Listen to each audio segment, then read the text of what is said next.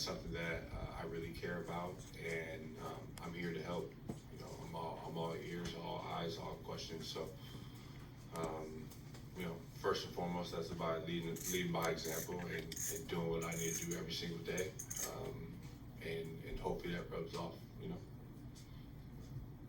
Kyle, what are your expectations for yourself in terms of what you'll bring to the court this year? I think I've had back-to-back career years. I don't see that not happening again this year. And I think last year I had a career year passing the ball, and I think that is my biggest emphasis because I can affect the game in multiple ways, and I want to make people better. So. Kyle, super early to say this is the best group that you've been around, at least in Washington, in terms of chemistry and camaraderie. This is only September, but at which part of the offseason did that become clear to you, whether it was in Miami or in California, but which part of the offseason was like, yeah, this is going to be good? Just a feeling. I think I've been gifted by God, I can read vibes, I can read the room, I can,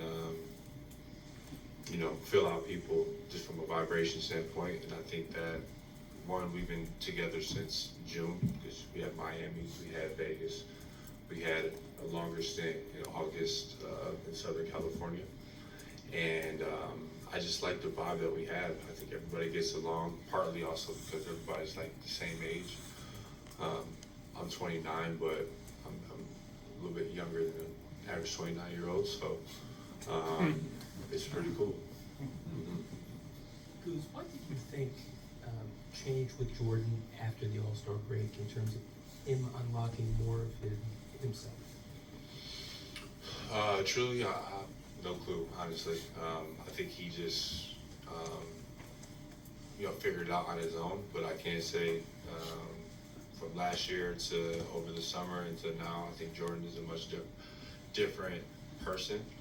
I think he's more relaxed. I think he's more at home. I think for him coming to a new situation off the first time of his career was probably really, really hard and a little bit different. And everybody moves and develops at a different pace. So, you got to give people grace in this world. So I love where he's at from a mentality standpoint. I think that he's Jordan Poole. I don't think last year he necessarily was. He's a little bit quiet, a little bit standoffish, a little bit. And we have the same agency, and I know for a fact from conversation that was not him. And I think that I see more of what Jordan Poole is now. So. Brandon with PGC, right in front of your folks. How you feeling, man? I know you mentioned being 29 years old and the lifespan that you've lived. What are some keys you can take away and share with some young people to get to where you are right now? Be yourself. Be unapologetic. I think I'm at a place in my life right now where I'm really at peace because, I try to live my life on my own accord, and I'm not really trying to do things for the attention of others and the opinions of others. And I think that if you do things wholeheartedly and you do things with passion, love, things will vote out for you. So, yeah. Kyle, you talked about your career year last year, but how do you square having a career year individually and then the team not having the success? And when you have moments where you can think about reflection of that, where can you improve upon still having a career year, but helping this team kind of take that next step? Things you can't control. You can't control everything. You can have a great game and still lose, right? You can play a great team game and still lose by one at the buzzer. Can't control it, you know what I mean? So at the end of the day, I feel like it's like one coming in every single day, doing what you need to do, being an example for everybody, setting that tone, and letting the chips fall where they may, because it's unpredictable. How you doing, Kuz? Brandon Scott, Buckhorn Wizards. From a leadership standpoint, because you're a team leader, what sustain do you want to carry over to this new season, and what improvements do you personally want to see with this team? I think last year, if you look at the team, even having Denny here, everybody pretty much on the team got better as the year got on, right? Individually, but the next step for everybody is how do we get better collectively? And I think, that's the message that everybody around the organization is preaching. If you look at Jordan, he got better throughout the year. Corey had a hell of a year. Denny got better. I got better. Yada yada, right? So I think that the biggest thing is how can we do it together? How can we play as a team? How can we play as a string defensively? And how can we learn from our mistakes quickly? First and foremost, you're looking at how can the team get better individually. Are we looking at maybe an all-star berth this year? What do you think? I mean, I don't know. Truly, I don't know. That's another thing that's out of your control, right? You look at my numbers the past 2 years, you'd probably say, you just looked at them, that looks like an all-star, right? But one, you got to win games. Two, you have to have the media vote for you. So many different things. And I think that, I'm at a place where I'm going out and I'm doing what I need to do every night, letting the chips fall, and, I'm at peace at whatever happens. Kyle, Dave Johnson, Wizards Radio. As you mentioned, you're younger than most 29-year-olds. What do you continue to learn about yourself as a person as you go through this challenge with the Wizards, and why do you like this challenge? Because I'm a builder. I'm not the type of person just to go somewhere just to go somewhere. I love being here in DC because I feel a part of something. I feel a part of building something, building a culture, and I'm here to set this franchise up for success. And I truly believe that, and I think that getting better as an individual has happened this year, but it's a lot bigger than me. Nobody's gonna remember me when I'm gone, long and gone, tired, but if I can be here and help set up a culture and help these young players get better, that's what I want to be remembered for, and I think I have an opportunity to do that. And Kyle, Heather McDonough, NBC4. At what point do you, get to a place where you say you are a builder, but at the end of the day, you're also a competitor. So you seem very, like you said, at peace with being a part of something that's building. But then if the losses pile up, where did you get that inner strength to be this kind of person and this kind of teammate? Well, I mean, I'm a competitor, and losses can happen. I've lost a lot of years here being here. I lost a lot of years in LA as well. And, it's not about looking at the tree in front of you, it's more about looking at the forest. And that's the mindset I really adopted in life because, storms really come and go and shit happens, but, you gotta keep your eye on the prize, you gotta stay with it. And I think that, that's the only thing that really matters at the end of the day, because like I said, you can play an amazing game and you can still lose. What does that mean? And real quickly, do you, as you get older, lean in onto maybe some of the vets that you've been with in the past and think about lessons that you may have just thought about slightly in previous years, but maybe those lessons resonate more as you get older and lean into this role more? I've been blessed and I've been extremely grateful to have unbelievable vets in my life. Figures that have played this game at a higher level than me that I can learn and I can look at as a North Star. And, I don't want to copy them at the same time either. I want to do it my way. And I think doing it the right way and not skipping steps and being that type of person is who I am. Kyle, back over here. It's always interesting to talk to you, always interesting to go on your Twitter.